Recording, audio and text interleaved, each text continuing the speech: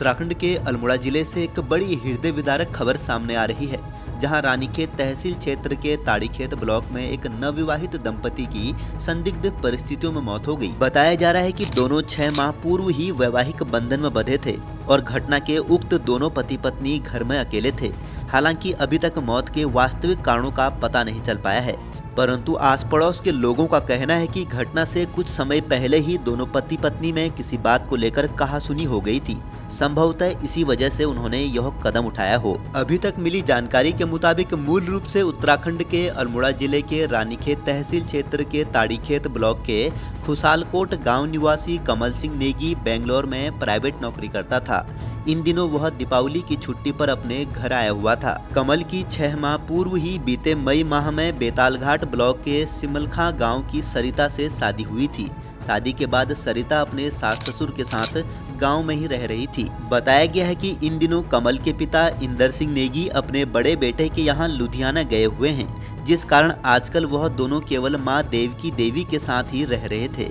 बीते मंगलवार को दोनों घर पर अकेले थे। उनकी मां देवकी बकरी चराने जंगल गई हुई थी।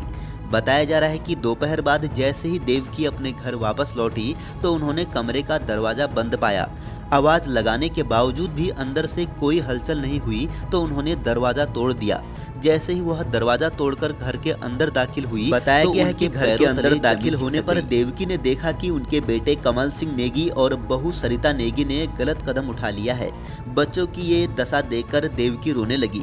घर में करुणा विलाप सुनकर आसपास के ग्रामीण भी मौके पर पहुंच गए और उन्होंने तुरंत घटना की सूचना राजस्व पुलिस को दी।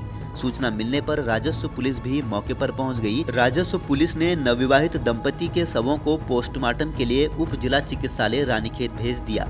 इस संबंध में राजस्व पुलिस के अधिकारियों का कहना है कि नवविवाहित दंपति ने यह कदम क्यों उठाया, इसकी जानकारी नहीं है। पोस्टमार्टम रिपोर्ट आने के बाद ही मौत के कारणों का सही पता चल पाएगा।